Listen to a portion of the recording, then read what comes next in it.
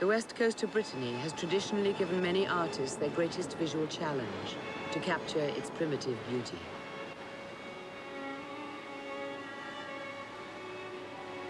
It was here that the Irish painter Roderic O'Conor came late in the last century. Like other artists, his imagination fired by the influence of Paul Gauguin. O'Conor's association with France was to last a lifetime. A solitary man, he kept the world outside his studio at a distance.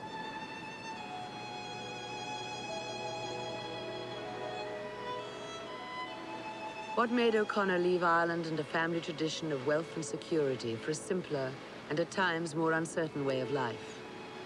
Undoubtedly one of the leading post-impressionists of his time, after his death in 1940 he was forgotten, his work scattered. Only now have a substantial number of his paintings and etchings been traced. And today, there is a growing acceptance of Roderic O'Conor as one of Ireland's most significant painters of modern times.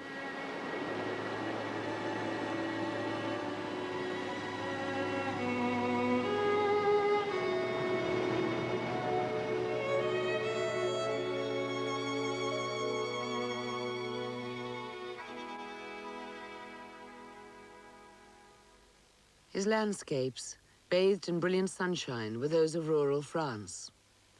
In these pictures, he shows his awareness of all that was topical and current in French painting at the end of the 19th century. Some of his pictures of yellow cornfields and trees bear the influence of Van Gogh. But when O'Conor painted these pictures, Van Gogh was scarcely known.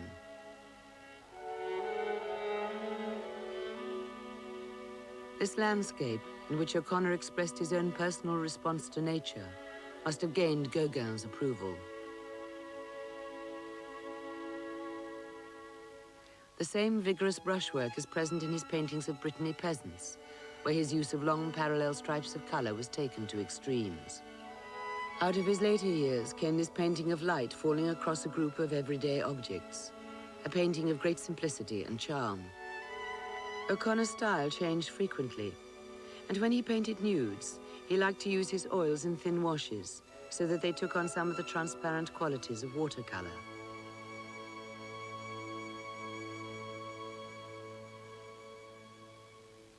We can trace the O'Conor ancestry back to Sir Hugh O'Conor Donn and the last kings of Ireland in the 16th century. Sir Hugh lived here at Ballintober Castle, now a monument of history past. In those days, there were frequent attacks from outsiders, and the O'Conors made this their home and their fortress.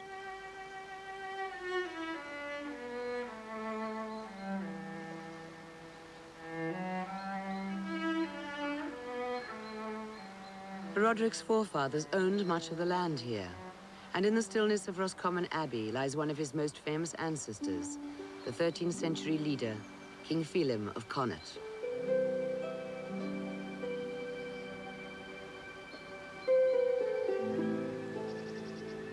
Over 7 centuries of history are enshrined in the strong grey walls of Ballintober Abbey, founded in 1216 by King Cachal O'Conor, the only church in Ireland founded by an Irish king, still in daily use.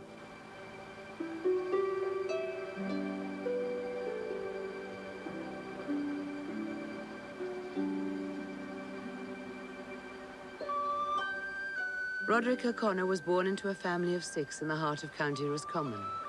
Little remains of the family home, but the house must have been substantial, surrounded as it was by more than 600 acres of rich and fertile land.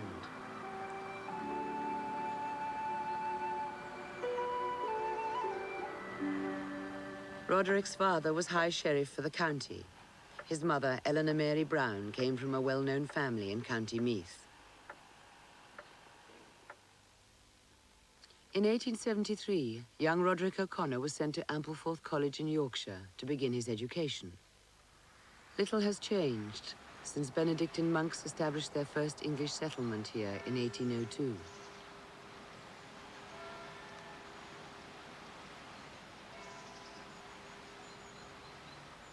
Today, the monks still live out their highly disciplined lives in the service of their faith.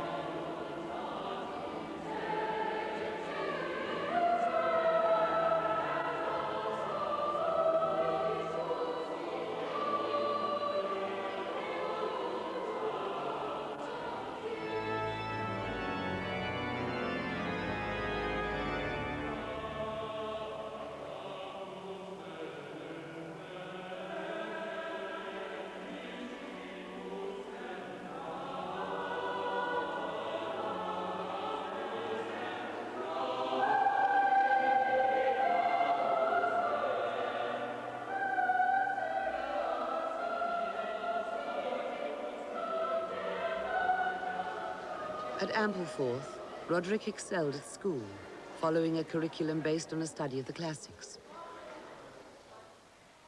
It was in this library that he developed his passion for books and literature, which would remain with him forever.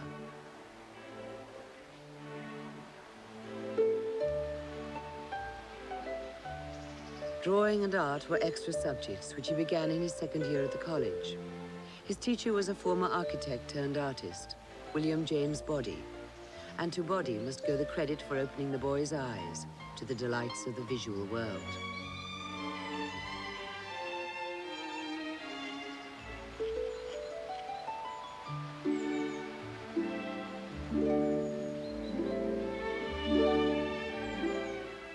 But Roderic's life was suddenly shattered by the loss of his brother Edward Joseph, his junior by 2 years.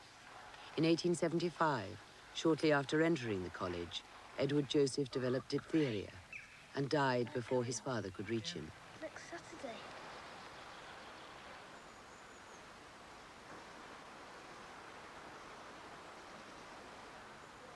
For a while, even with his friends around, Roderic felt very alone.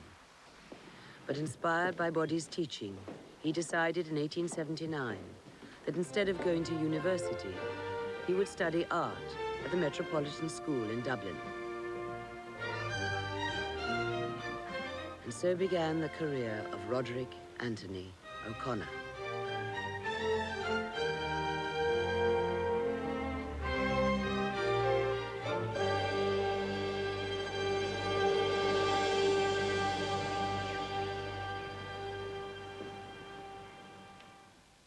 These are the earliest known pictures by the young O'Conor, painted during a visit to Aberystwyth. Although they take a naturalistic view of the shoreline, there is little sign of any hesitation in his brushwork. Rather, a good, confident approach and a facility for paint is very much in evidence. But Wales was merely a stepping stone for his real destination, Paris.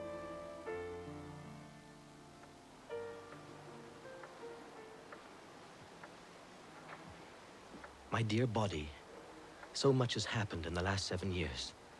My training at the Metropolitan School Dublin, the Académie Royale des Beaux-Arts in Antwerp, have given me the confidence I need to succeed as a painter. Of all the things in life, I feel this is the thing. I've already had my painting shown here in Paris in a modest way, and have been busy all the year painting. I have seen much. Everywhere people are talking of the Impressionists and their new way of painting, so different from anything I learned in the academy. But now I feel it is time to move on, explore further subjects, my brushwork. The Impressionists, with their spontaneous brushwork, capture the clandestine effects of light that are found in nature.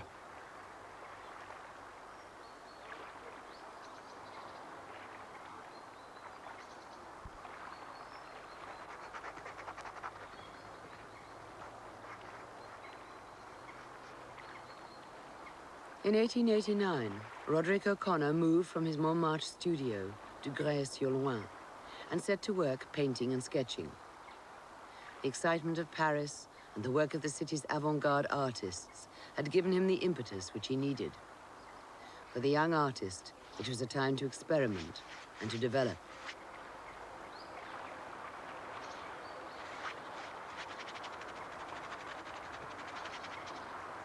His enthusiasm was limitless.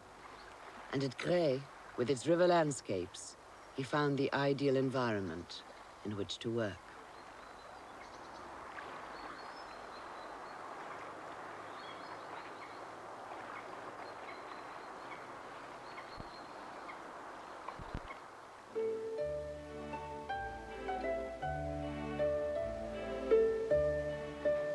He would also spend long hours at his easel in the studio when it was not possible to paint outside.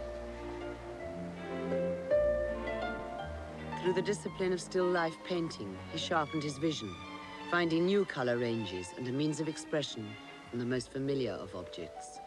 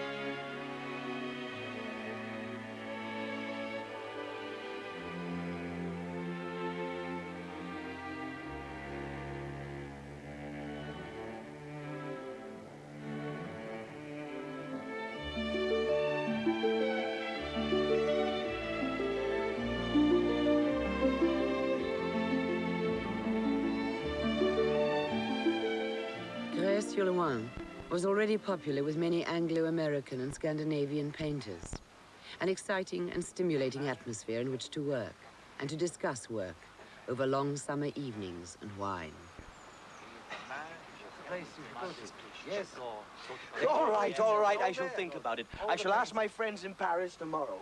Everyone says go to Pont-Aven. God, I need a change. I need a challenge, anything to inspire me. Huh? This place is stagnant. There are too many people. You say Paul Gauguin is a genius. So, I shall go to Pont-Aven. In Pont-Aven, Paul Gauguin's flamboyant nature and new ideas had appealed to a group of young artists who were trying to move away from Impressionism. Alone. It's not good for a man to be alone. And when that man is a painter, it is a crime. Come. No more work. Let me introduce you to some ladies. What you need is feminine company. What's the matter, Roderic? Don't you like women? Everyone likes women. Could it be you are a frightened little mouse? I came here to work, and work I shall. I thought you would help and encourage me. Don't be a fool. You must relax, meet people. Without that, your work on the pad and the canvas will never reach maturity. I can help and encourage you, but there must be pleasure in between. Painting is my pleasure. Pleasure, my pleasure, your pleasure, everyone's pleasure. But it must start from other pleasures which adapt themselves to painting. Without that, there is no central role or meaning in what we do, huh? Your painting is getting boring. What you need is the change-up. Air and place to blow away the cobwebs. Le Poudou. I'm Le Poudou. Ready place, ready win it.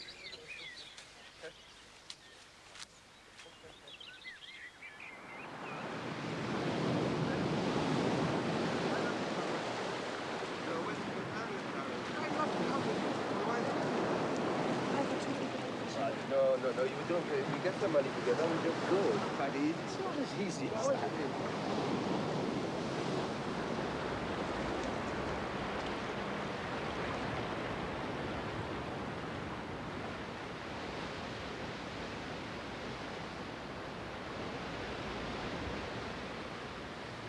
How can you enjoy painting? You never relax. I relax when I finish my canvas. Till then, I need every minute and hour of the day. Your problem, Roderic, is insecurity. Rubbish! What you need is a remedy. Clarify your mind. Think about each brushstroke, what it must ultimately do and create. Take a mistress. Take many mistresses. Have fun. Well, that's your remedy. My friend, with a mistress, time will float by. Treat them like the sea. The tide brings them in one day, takes them out the next. Already you grow impatient, not with the surroundings. You've been alone for so long, time has become a seesaw.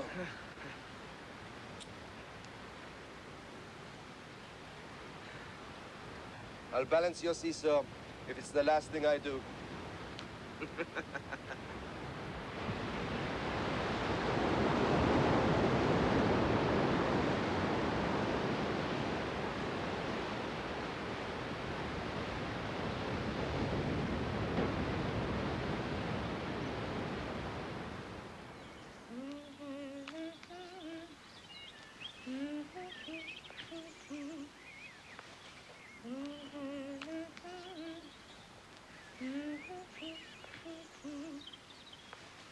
Au clair de la lune, mon ami Pierrot, prête-moi ta plume pour écrire un mot. Ma chandelle est morte, je n'ai pas de peine. Ouvre-moi ta porte pour l'amour de Dieu.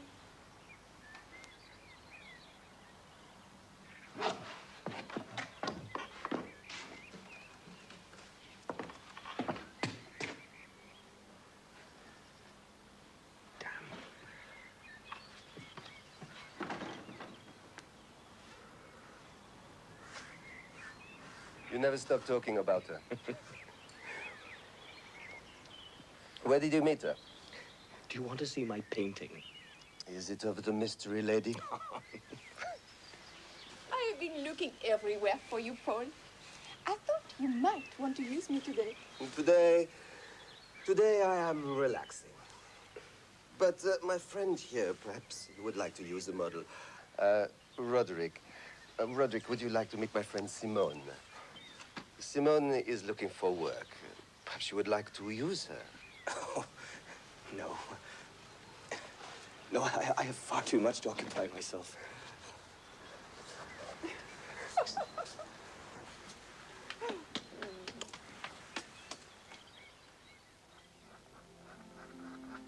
O'Conor quickly settled to his new way of life. His lively brushwork and rich color made Gauguin and the other painters take notice. This oil on canvas, now in the Tate Gallery, London, owes much to the separated brushstrokes and divided color of neo-impressionist techniques, as developed by artists such as Seurat and Signac. At other times, he could be both delicate and sensitive in his treatment of similar subjects. The two jugs, the wine bottle, and the flowers have all been given clear identities of their own in this painting, but a subtle relationship between them remains.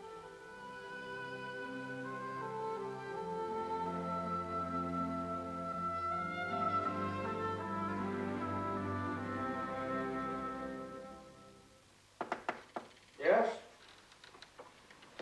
Mr. O'Connor, I was just passing and I thought I would come and see what you are up to. Well, I'm just having a rest before I start my next canvas. I think you need me, Mr. O'Connor. Pray tell me why I should need you. Because you should paint other things.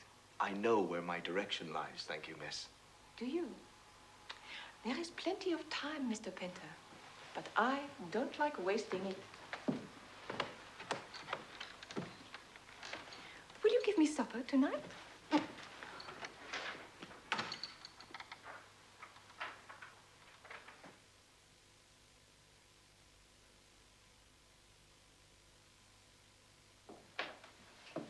That was a delicious meal. Merci.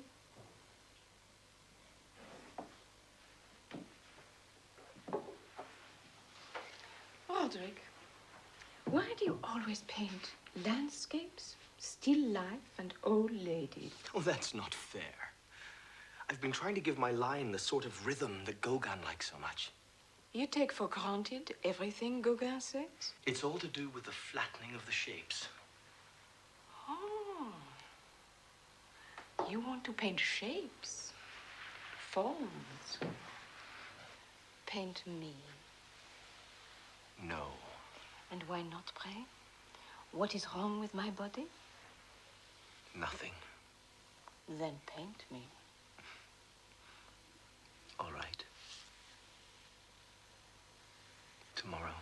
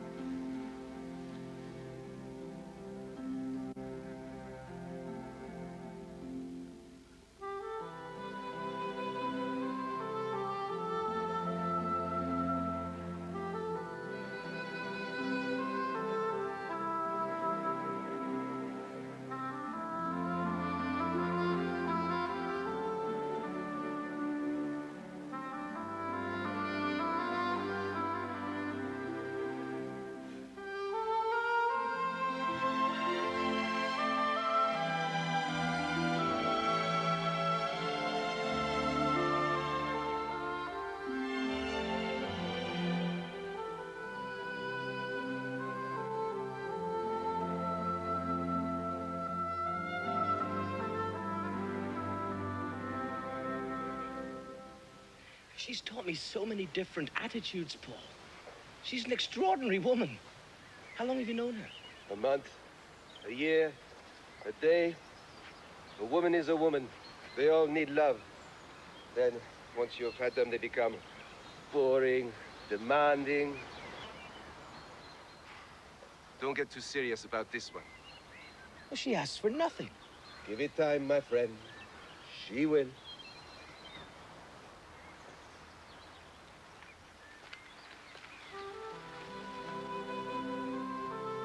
The weeks that followed were idyllic for O'Conor. Simone had become an obsession, filling all his waking hours.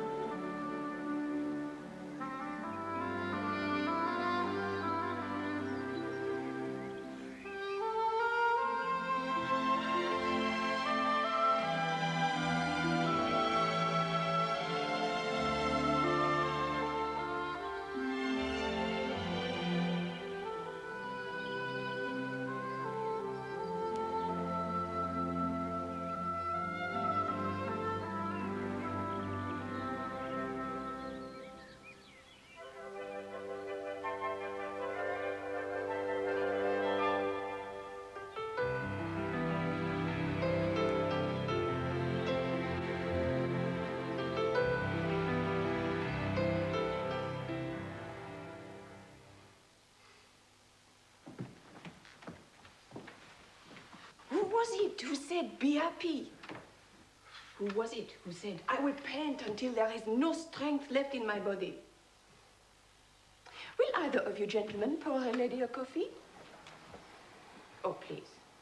Do not let me interrupt you both. I can't stand it here anymore. Everything's changed. The people, the scenery. Even the light appears different. It's no use. I must leave. I'm not stopping you. You will come to Tahiti with me, Roderic. I cannot go anywhere with you, Paul. Excuse me. Go after him. Persuade him he'll listen to you. Why? Why? Why? For God's sake, he loves you.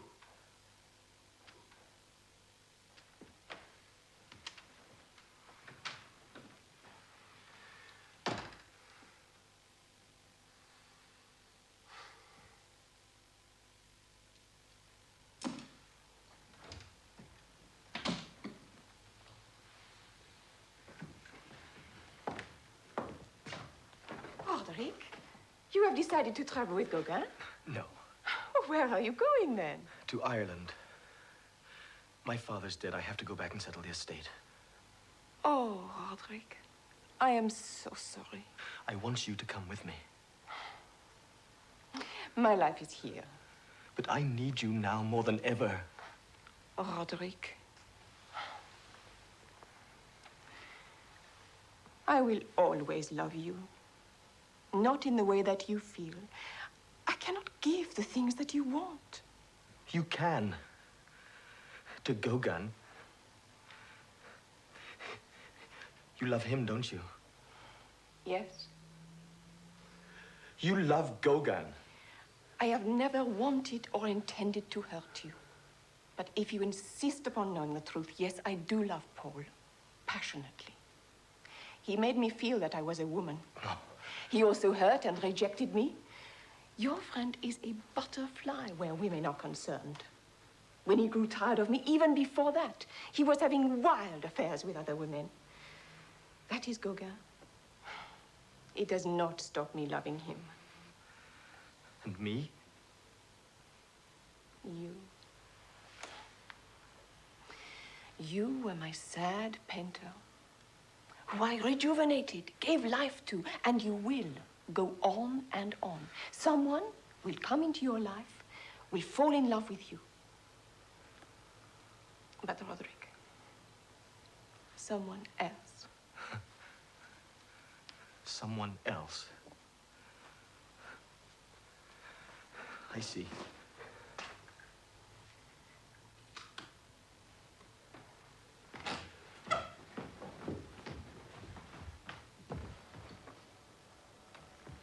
Goodbye, Roderic. Do not think too badly of your Claire de Lune.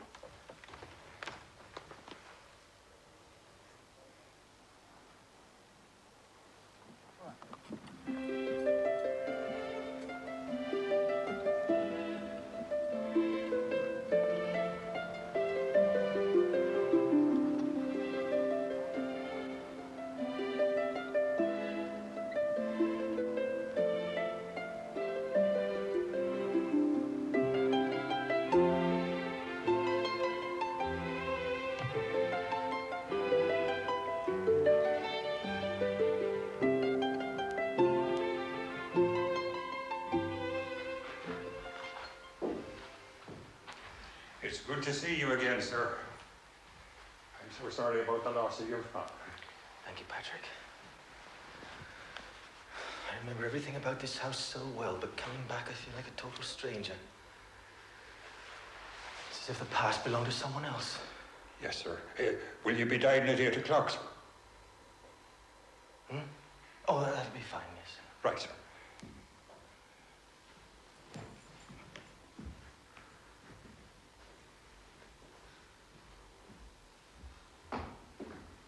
I could never paint here.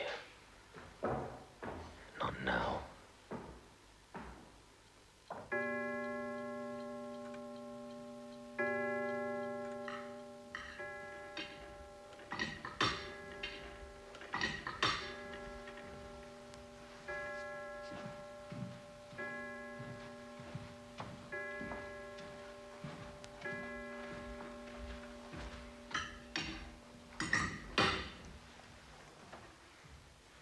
Things have changed, haven't they, sir?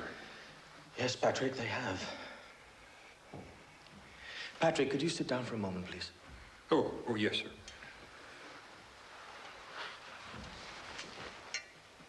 I feel I should explain something to you. Tradition demands that I should stay here and look after the property, but I want you to understand that it is quite impossible for me to do this. Painting is my life, and it's all that's left to me now. I cannot paint here. There are too many memories. I'm going back to Brittany to continue my work. But you've only just come home, sir. We thought you'd be looking after the house and the lands. You're the only one left. I've arranged for the family solicitors to take care of you all and to dispose of the property. I'm sorry, Patrick.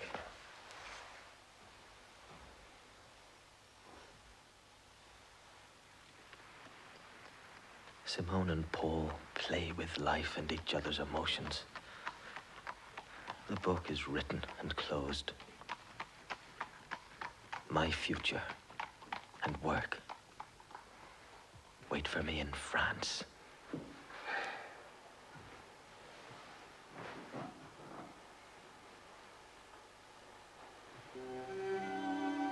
Many years later, after much traveling, O'Conor returned to his beloved Brittany and his few remaining friends. But things had changed. In Tahiti, Gauguin had died, and his followers in Pont-Aven had drifted away. O'Connor's feeling of isolation became more intense. He returned to his old studio there to seek fresh inspiration.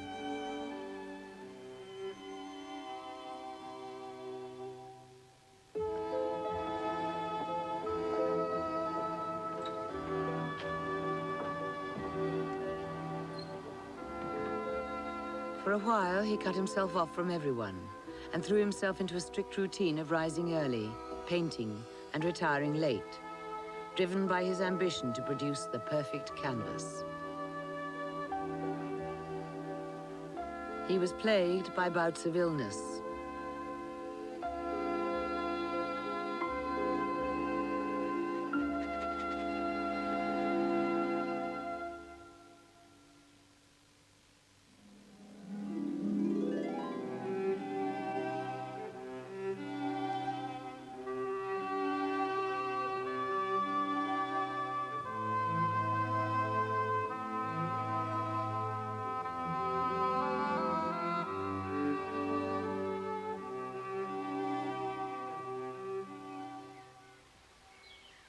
Then fate took a hand in his life. He was invited by friends to return to Grès and spend some time with them until his health improved.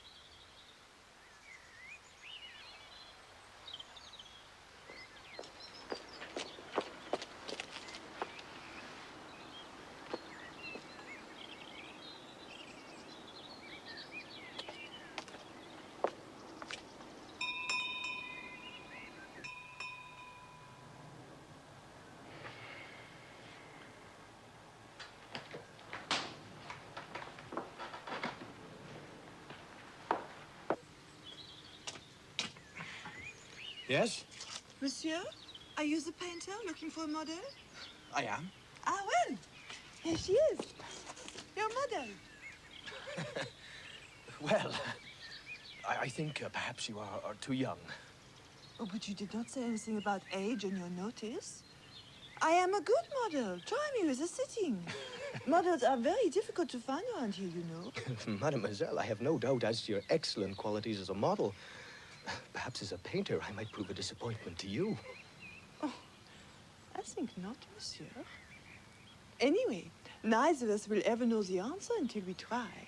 So, why don't you show me some of your pictures and your studio, and then perhaps we can do some work, hmm?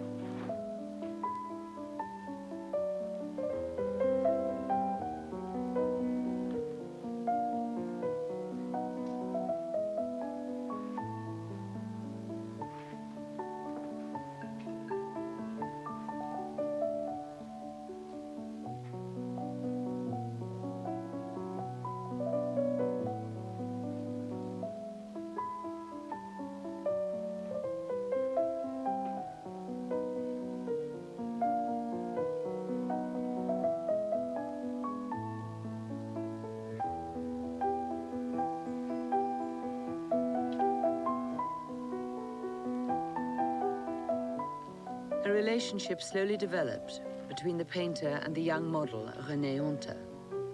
O'Conor appeared to enjoy Renee's company, taking frequent walks by the river and spending less time in the studio.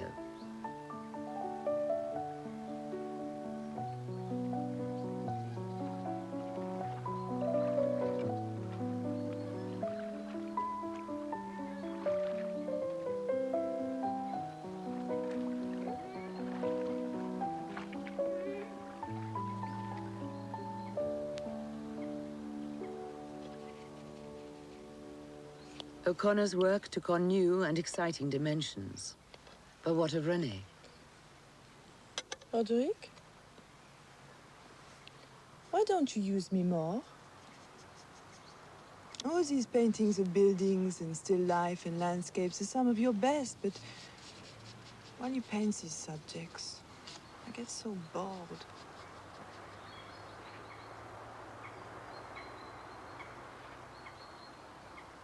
There's something wrong. I mean, we never mix, and it's good to listen to other people's point of view. I have no desire to listen to other people.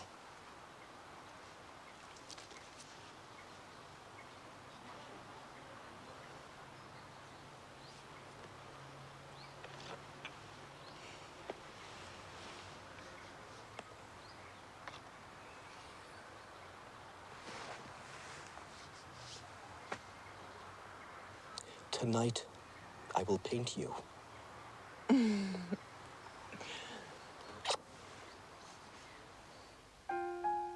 O'Connor's early paintings of Renee portray her youthfulness and her beauty. There is a feeling of tenderness and tranquility in this picture of the young woman, who seems from the very beginning to have made such an impression on him. This painting of Renee, Girl Reading, could only have been painted by an artist who understood the personality of his model. An artist who was trying to convey the spirit of a relationship which was, perhaps for the first time, to bring peace and contentment into his life.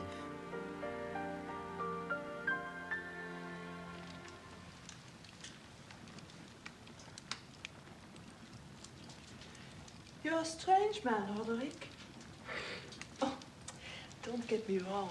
What I mean is, you're always so quiet. What has happened in the past? The past is over and gone. Why do you ask such questions? Oh, because I have an inquisitive mind. Women have inquisitive minds, you know. A woman has hurt you in the past? Who is she? Someone. Anyone. A model I once knew. Oh. Well, I hope I won't be just a model you once knew.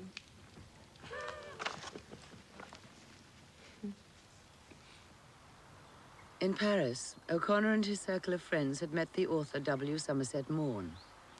Maugham joined in debates and appeared to enjoy the company, but from the start he disliked O'Conor.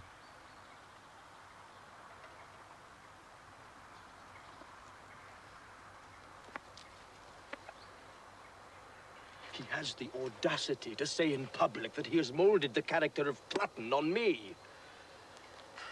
By destroying me, he criticizes my paintings. He saw Platon in 20 years, bitter, lonely, savage, and unknown, with a savage tongue, at war with himself and the world, producing little in his increasing passion for a perfection he could not reach. Oh well, you must ignore it. We shared a common interest. I thought we were friends. Only two things matter: our happiness and your work. Why is it that I am forever being hurt by friends? Not this friend.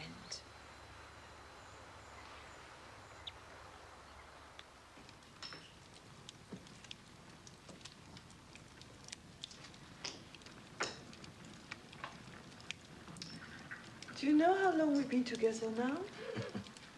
Time. What is time?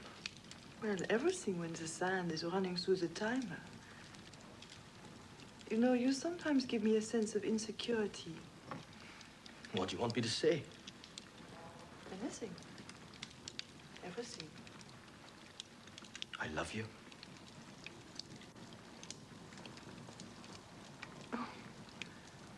That is your answer?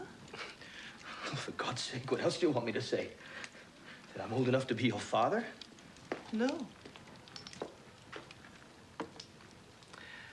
I want you to be my lover until I am old and gray. But also, I want you to paint me. It's been a long time now. What's so special about you, young lady? Oh, just you wait and see.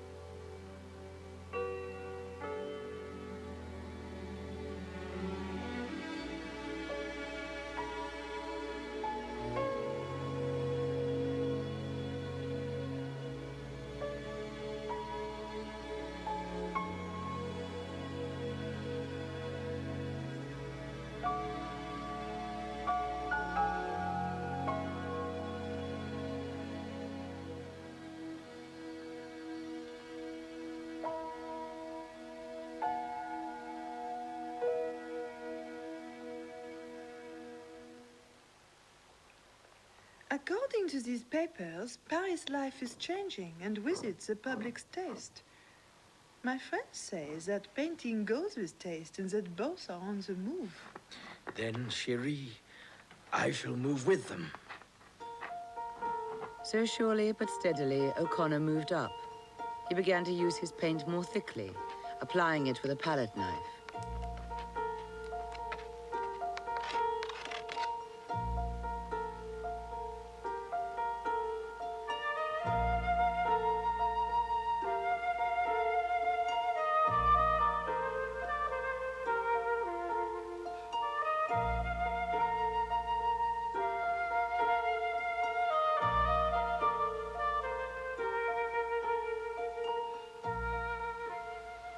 Roderic O'Conor and Renee were married on the 24th of October 1933 and moved to this house at Neuilly-sur-Léon. In spite of his ailing health, O'Connor's energy for painting remained undiminished.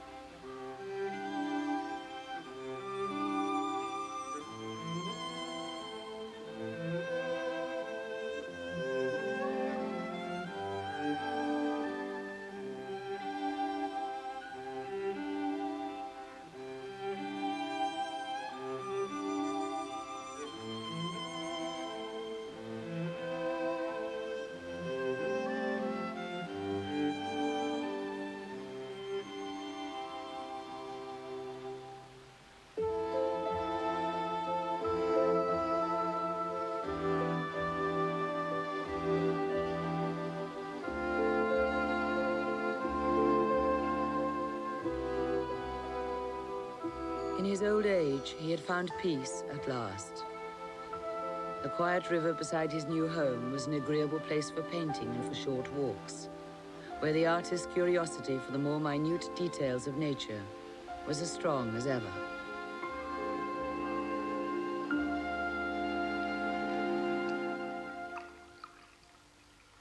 Oh, my friend Mimi tells me that at an exhibition in Paris, your jealous enemies are saying that you are a formidable adversary in the Latin Quarter. I enjoy being formidable. It gives them something to talk about. None of them know what a wonderful husband I have.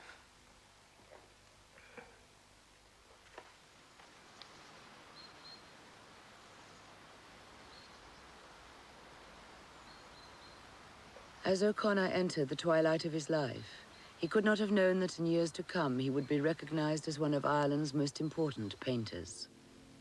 He was unique among them in his involvement with the most advanced painting in France in the years of transition from the 19th to the 20th century.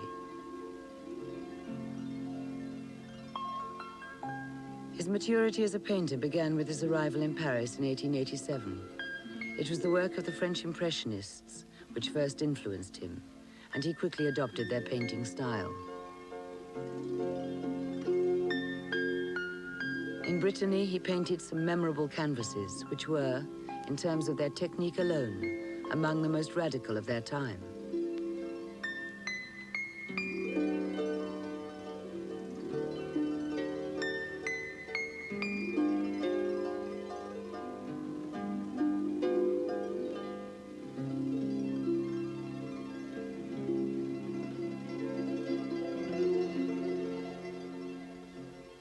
His etchings, like his paintings, were expressions of the rhythms he saw in nature.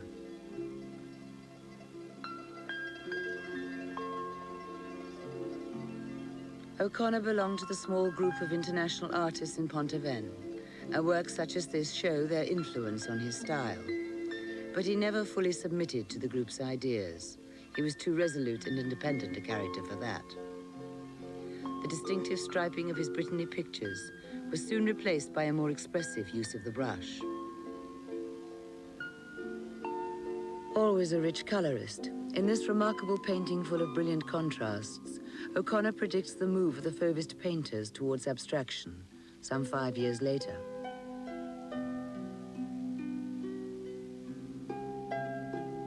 After the excitement of his earlier Brittany experience, now he returned to a more traditional method of painting.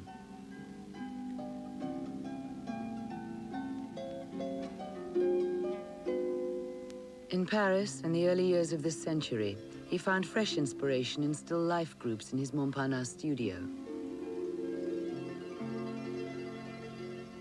He also painted many nudes. This has a freshness and a delicacy, which contrasts with his own somber and shadowy self-portrait.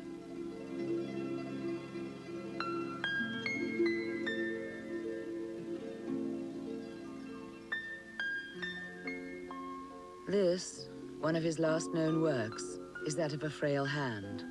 But in spite of his advancing years and failing health, O'Conor never stopped painting throughout his life.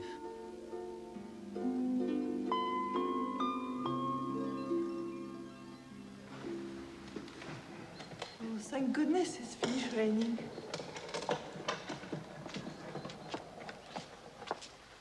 Now, today, I am going to paint you.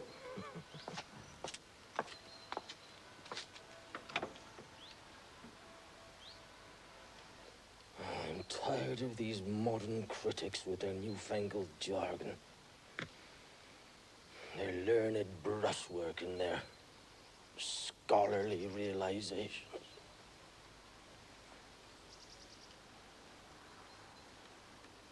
Roderic?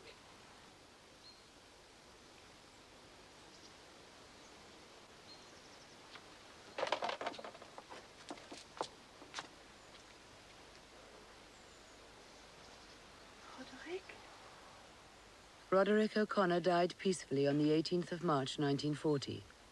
He left all his possessions to Renee, and the bulk of his paintings remained with her until she died in Paris 15 years later. Recent exhibitions in France, London, and Ireland are only now beginning to show his work to a new generation.